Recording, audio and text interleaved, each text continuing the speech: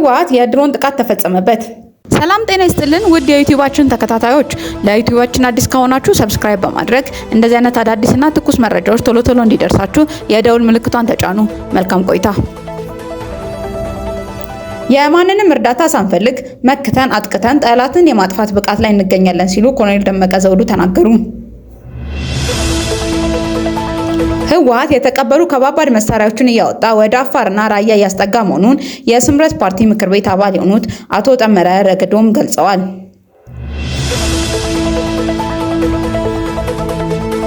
የምርጫ ቦርድ የጌታቸው ረዳን የዲሞክራሲያዊ ስምረት ትግራይ ፓርቲን የምዝገባ ጥያቄ ለህዝብ ይፋ አደረገ። እነዚህና የመሳሰሉ ዜናዎች ወደ እናንተ ይዘንላችሁ እንቀርባለን። ከዜናዎቹ ጋር አብራችሁን ቆዩ። ለቻናላችን አዲስ ከሆናችሁ የፕላስ ምልክቷን እየተጫናችሁ ቤተሰብ ሁኑ። መልካም ቆይታ። የህወሓት ኃይል አፋር ላይ የፈጸመው ተልዕኮ የሻዕቢያን ሀሳብ እንዲያስፈጽም ነው መባሉ ተሰምቷል። በጌታቸው ረዳ የተቋቋመው ዲሞክራሲያዊ ስምረት ፓርቲ በትግራይ የሚንቀሳቀሱ ሁሉም ፓርቲዎች ልዩነታቸውን በሰላም እንዲፈቱ ተማጽነዋል።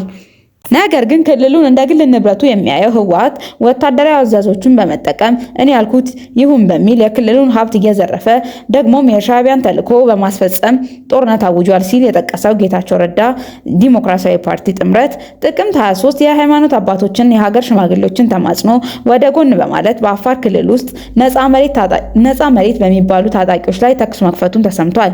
ይህን ካደረገ በኋላ በድርጊቱ ባለመጸጸቱ ድጋሚ ከቀናት በኋላ በአፋር ክልል 6 ቀበሌዎችን በመቆጣጠር የሻዕቢያን ተልዕኮ በማስፈጸም ሂደት መቀጠሉን ይታወቃል። የአፋርና የትግራይ ህዝብ ለህዝብ ግንኙነት ወዳልተፈለገ መንገድ እያመራ ነው ሲሉ የስምምነት ፓርቲ መገለጫ ተናግረዋል። የኤርትራው መንግስት ጦርነቱን በሩቅ ለማስቀጠል ትግራይ ላይ የትግራይን ሀገር የጦርነት አውድማ ለማድረግ እየታተረ መሆኑ ይታወቃል።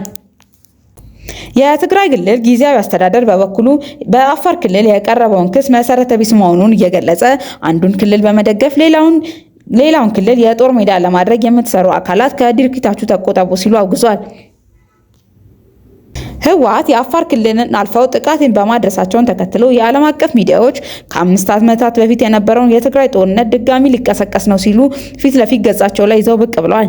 ይህ ጥቃት የፕሪቶሪያውን ስምምነት ከተፈረመ በኋላ የተከሰተ አደገኛ ክስተት እንደሆኑ የቱርክ መገናኛ ብዙሃን በፊት ገጻቸው ላይ ይዘው ወጥተዋል። አልጀዚራም በበኩሉ የተቀሰቀሰው ጦርነት ከ5 ዓመታት በፊት በኢትዮጵያ ውስጥ የተፈጠረውን ሁኔታ ይመስላል ሲል ሁለቱን ሁኔታዎች እያነጻጸረ ዘገባውን ይዞ በፊት ለፊት ገጹ ላይ ወጥቷል። የእንግሊዝ መገናኛ ብዙሃን ቢቢሲ ደግሞ ስለ ሁኔታው ሲተነትን ለምን ስምምነቱ እንዳልተከበረና ከዚህ በኋላ ስምምነት ያስፈልግ ይሆን በሚል ትልቅ ዝርዝር ዘገባ ይዞ ወጥቷል።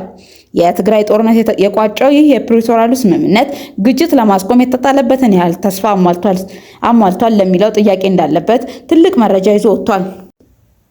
የቢቢሲ ዘጋቢውም ሲተነትን ይህ የፕሪቶሪያሉ ስምምነት በሁለቱም ወገኖች በ5 ሰዎች የተፈረመ ባለ 15 አንቀጽ ነው ሲል ተናግሯል። በውስጡም የተለያዩ አንቀጾችን ይዞ በዋናነት የተኩስ አቁምና የፌዴራል ሉዓላዊነት፣ አገልግሎት ሰጪዎችን ወደ ቦታው መመለስና የሽግግር ፍትህ፣ ተፈናቃዮችን መመለስና የተለያዩ ነገሮችን በውስጡ ይዟል። ነገር ግን እነዚህና የመሳሰሉትን ዝርዝር ጉዳዮችን በውስጡ ቢይዝም የተፈለገውን ያክል ባይሆኑም ስምምነቱ በከፊል ተፈጽሟል ሲል ተናግሯል። አሁን ላይ የስምምነቱ ዋና የሆነው የተኩስ አቁም ስምምነት እየፈረሰ እንደሆነና የህወሓት ቡድን በአፋር ክልል ላይ ተኩስ ከፍቷል ሲል ዘገባው አጠናክሯል። የዓለም አቀፉ ሕግ ባለሙያና የፖለቲከኛ ተንታኝ የሆኑት አቶ አደም ካሴ የፕሪቶሪያሉ ስምምነት ለንግግር አስቻይነት ብቻ የቀረበ ነው ሲሉ ለቢቢሲ ምላሽ ይሰጣሉ። የትግራይ ክልል ወደ ፖለቲካው ወደ ነበረበት ለመመለስ አስቸኳይ ሁኔታዎች እንዲፈጠሩ እንጂ ስምምነቱ ሁሉንም ነገሮች ለመፍታት አቅም አልነበረውም ሲሉ ይናገራሉ። በስምምነቱ ላይ ትልቅ ችግር የሆነው የታጣቂዎች ትጥቅ አለመፍታት የታጠቁ ሰዎች ወደ ህዝብ ዝም ብሎ በመቀላቀላቸው ነው ሲሉ ይናገራሉ። ባለፈው ጊዜ የኢትዮጵያ አስተዳደር የሆኑት ጀነራል ለህወሓት ኃይሎች ትጥቃችሁን ፍቱ ሲል ሁሉንም መሳሪያ እንዳላስረከቡና ይህንን የሚያሳየው በህወሓት ስር አሁንም የታጠቁ ሰዎች እንዳሉ ይናገራል። በተጨማሪም ህወሓት ጸዶም በሚል ስያሜ ከኤርትራ መንግስት ጋር ጥምረት በመፍጠሩ የስምምነቱን ተፈጻሚነት ድጋሚ አደጋ ውስጥ ከቶታል። የፕሪቶሪያሉ ስምምነት በኢትዮጵያ ውስጥ ትልቁ ስምምነት ነበረ። ነገር ግን በሌላኛው አቅጣጫ ህወሓት ደግሞ የማዕከላዊ መንግስቱን እየከሰሰ ይገኛል። ጦርነት እየቀሰቀሰብኝ ነው፣ የተለያዩ ትንኮሳዎችን በአፋር በኩል እየፈጸመብኝ ነው ሲል የትግራይ ክልል መንግስትም የማዕከላዊ መንግስቱን እየከሰሰ ይገኛል። ይህንን እያለ የዘገበው የቢቢሲው ጋዜጠኛ በኢትዮጵያ ድጋሚ ከ5 ዓመት በፊት የተፈጠረው እርስ በርስ ጦርነት ይከሰታል የሚል ስጋቱን አስቀምጧል። ተከበራችሁ አድማጭ ተመልካቾቻችን ስላዳመጣችሁ እናመሰግናለን። የዕለቱ ዘገባዎች እነዚህን ይመስላሉ። መልካም ቀን።